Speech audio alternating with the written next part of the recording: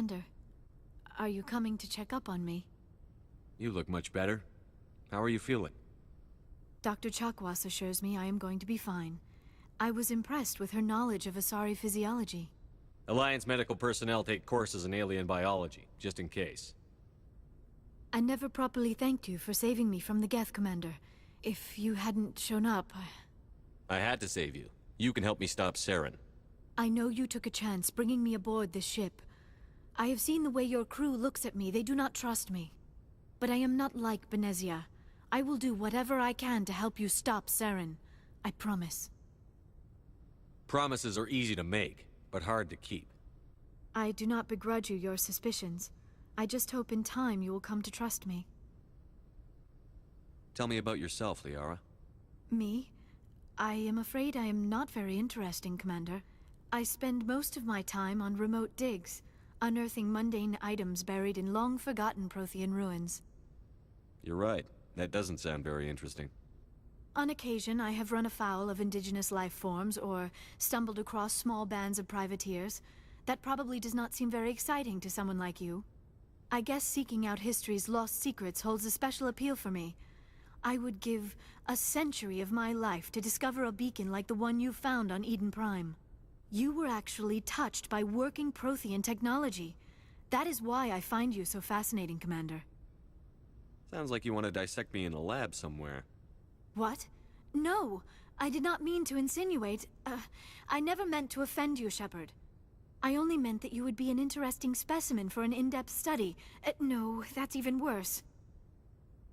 Calm down, Liara. I was only joking. Joking? Oh, by the goddess, how could I be so dense?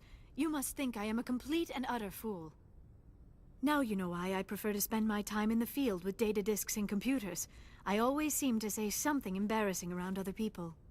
Please, just pretend this conversation never happened. Do you know why Benezia joined up with Saren? I don't understand it. She was always outspoken about the need for the Asari to become more involved in shaping galactic events.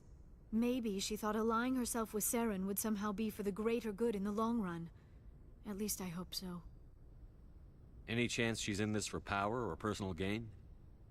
No, not the Benezia I knew. But I hadn't spoken with my mother in many years. She may have changed. I'd like to know more about the Asari.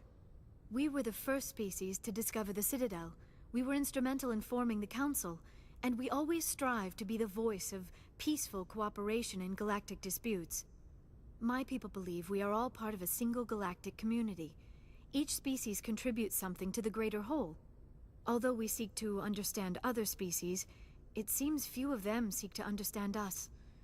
The galaxy is filled with rumors and misinformation about my people.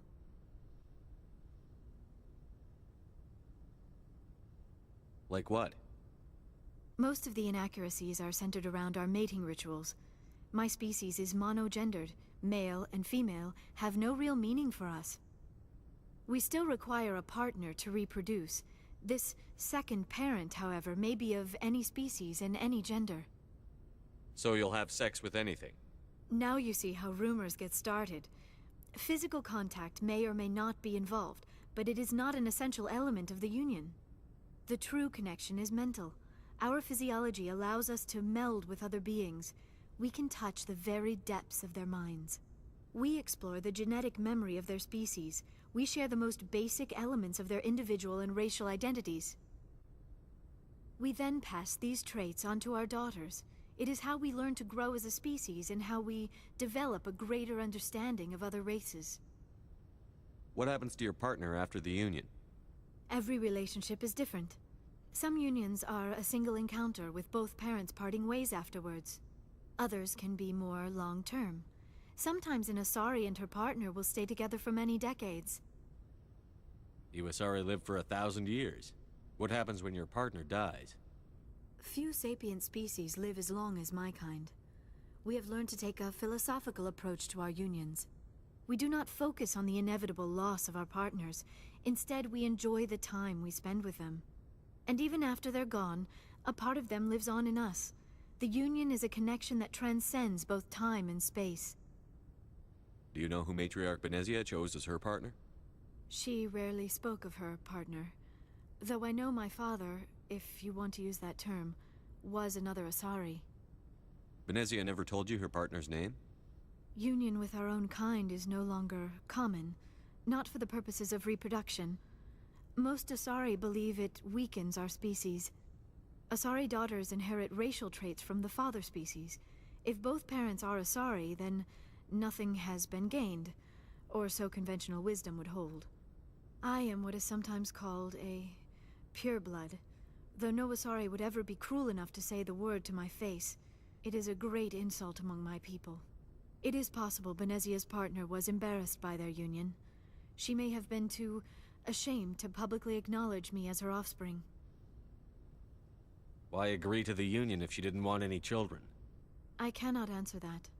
This is all speculation on my part. It is possible she wanted to be part of my life, but something happened to her before she had the chance. Benezia never spoke of her partner. Whatever happened, it caused her too much pain to dwell on it. She raised me by herself, though that is not uncommon. Many Asari raise their children alone, particularly if the father species is short-lived. Often the partner will pass on long before the child reaches maturity. I should go. Goodbye, Shepard.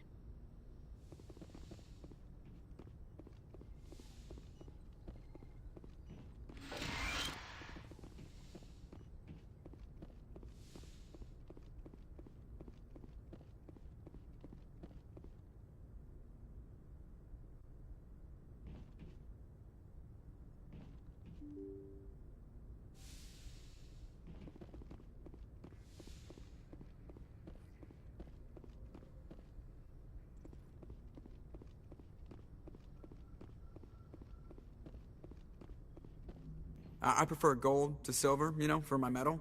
I figured you'd recommend me for one since I, pulled your boots out of the fire. Saving my boots from burning lava is part of your job, Joker. We don't give medals to soldiers for doing their jobs. That figures. Just get me a nice card and a cake. No coconut, though. I hate that crap. So, Commander, why don't you tell me why you're really here?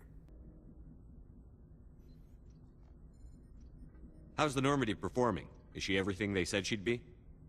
She's the best ship in the fleet, if you've got a pilot who knows how to handle her. Balance isn't what you'd expect. Takes a while to get used to that oversized drive core we got stuffed in the back, and her power can sneak up on you if you're not careful. The Normandy's probably too much ship for your average Alliance pilot, Commander. Lucky for you, I'm anything but average. I like to know my crew. Mind if I ask you a few questions? I can see where this is going. You did a background check on me, didn't you? Well, I'll tell you the same thing I told the captain. You want me as your pilot. I'm not good. I'm not even great. I am the best damn helmsman in the Alliance fleet. Top of my class in flight school, I earned that. All those commendations in my file, I earned every single one. Those weren't given to me as charity for my disease. I can't have you on this ship if you're going to infect my crew. Infect the crew? Oh man, you have no idea what I'm talking about, do you? Okay, I've got Vrolik syndrome, brittle bone disease. The bones in my legs never develop properly. They're basically hollow, too much force and they'll shatter. Even with crutches and my leg braces, it's hard to get around. One wrong step and crack! It's very dramatic. But I've learned to manage my condition, Commander. Put the Normandy in my hands and I'll make her dance for you. Just don't ask me to get up and dance unless, you know, you like the sound of snapping shin bones.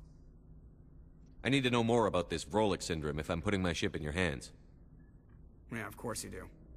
It's an extremely rare condition. Nobody knows exactly what causes it. Genetic, maybe.